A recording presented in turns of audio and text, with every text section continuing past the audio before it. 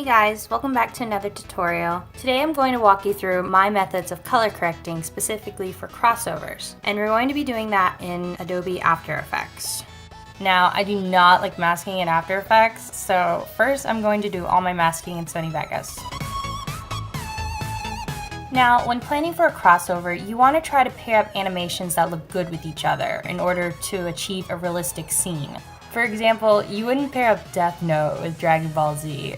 Or maybe you would, I don't know. And if you missed my last video on masking in Sony Vegas, you can go and check that out. I'll leave a link in the description. So now that the masking's done, I'm going to import this into After Effects. You're going to go over here and right click on the clip you want to use as a base. Select New Comp from Selection. This will create a new composition for you to work in. Then take your two masked clips and drag them into your composition. So now we're going to adjust these clips so that they're at a realistic ratio with each other. And a little disclaimer, I am by no means a master in After Effects, so a lot of this I just figured out through trial and error. So once you have these adjusted to your liking, we need to start color correcting our images to fit with our background. Go to your Effect Presets panel and search for Curves. There are several color correcting tools you can use, but this is the one that I prefer. This background is like a sunset, so our clips need to have a more warm tone to them in order to match up. The RGB channel allows you to adjust the brightness and contrast, and the red, green, and blue channels allow you to adjust the midtones, highlights, and shadows of those colors.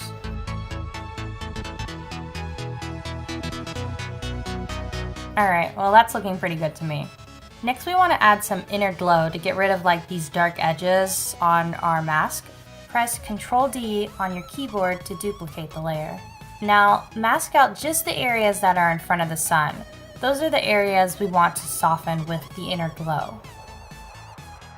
To add the inner glow, right-click, Layer Styles, and Inner Glow. Use the eyedropper tool to select the color of the sun for your glow. You can feather it out just a little bit.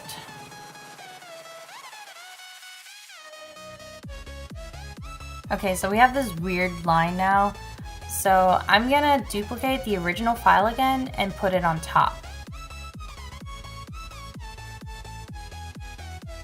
And mask it out to cover up that line. Okay, this could have been done a lot easier. I'll get it right for the other character. Now that we have our highlights in the face, we want to add some more shadows to the back, the areas facing away from the sunlight. Duplicate the original layer, go to your effects panel and search for fill.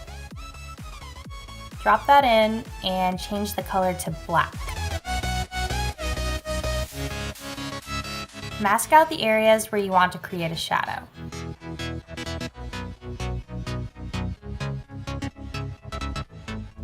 And you're going to want to feather it a lot.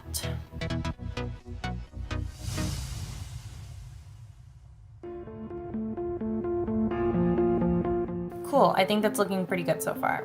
Let's move on to our other character. I promise, it'll be easier the second time. Duplicate the original layer. Let's turn this top layer off for a minute. Go to the second layer and apply the inner glow. Again, using the eyedropper tool, match the colors up with the light of our background. Increase the size of the glow just a little bit.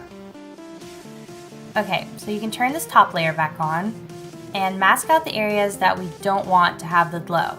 So the areas that are away from the sun. Okay, that was much simpler this time. I'm learning too, I guess. Again, we want to add shadows the same way that we did previously. Add a black fill, mask out the areas facing away from the light source, and feather it a lot. And then we want to lower down the opacity just a bit. Okay, so I want to create another glow that will illuminate onto their faces. To do this, I'm going to go to Layer, New, Solid. Now, using the eyedropper tool, pick one of the dark orangey colors in our background. You don't want to pick a shade that's too light. Now go to your Shape tool up here and select the ellipse tool. Mask a circle out of your orange solid. Now feather it and make it really soft. And set the mode to an add layer. Press T on your keyboard and reduce the opacity. Try to make it look natural. You don't want it to be too bright on their faces. Alright, now I want to add another glow that's coming from the top. Just drag in another layer of that same orange solid that we just used and mask out just the top portion and feather it. Set the mode to add and adjust it how you like. Okay, so now I want to create like a half vignette for our scene. To do this, I will make a new black solid.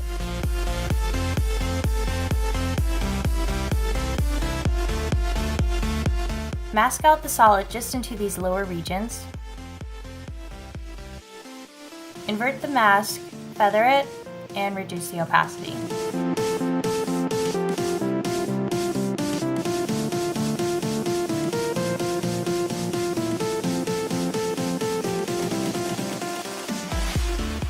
Lastly, I want to add a little bit of flair to our scene. You can download the optical flair plugin if you prefer using that, but I'm personally not really good at using that plugin. So what I do is I just search for flares on Google Images. I already have a bunch of them saved here and I'm just going to use one of those. So we just want to pick out a simple flare or whatever you think looks best. Set the mode to add. Now with the flare, we have a little too much light intensity on the faces of our characters. So what I'm going to do is I'm just going to mask out the center of the flare and feather it.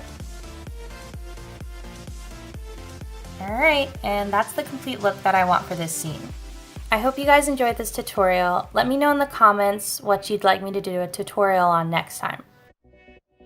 If you missed my last tutorial, you can check it out here, and I will see you guys next time.